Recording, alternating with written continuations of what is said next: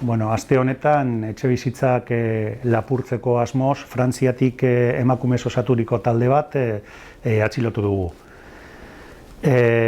Irunen detektatu gendun eta beren atzetik jarri ginen haiek konturatu barik eta Bilbo aldera ailegatu ginen Bilboko erdiko kale bateraino. Hantzi, kotxetik jaitsi zirenean, ja konturatu ginen lapurtzeko asmoz zirela.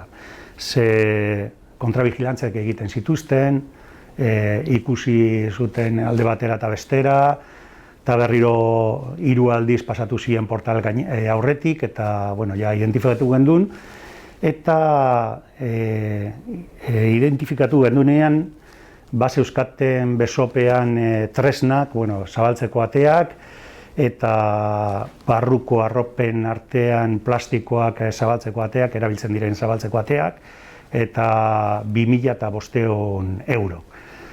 Orduan atxilotu gendun, eta horre ikusten diren tresnak, erabiltzen diren tresnak, eta besteen artean.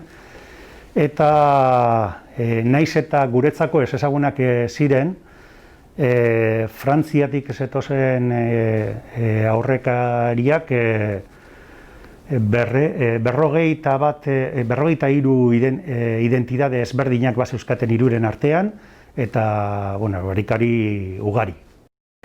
Naiz eta guretzako ez ezagunak zirenez, Frantzian berrogeita hiru identitate ezberdinak zeuzkaten hiruren artean, eta aurrekari ugari zeuzkan.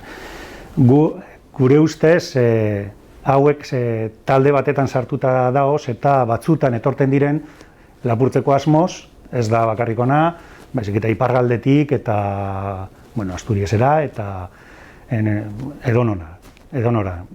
Etorten dire urtero, ez da talde hori bakarrik, batzutan etorten dire 3 artean, 4 artean, lapurtzeko asmoz.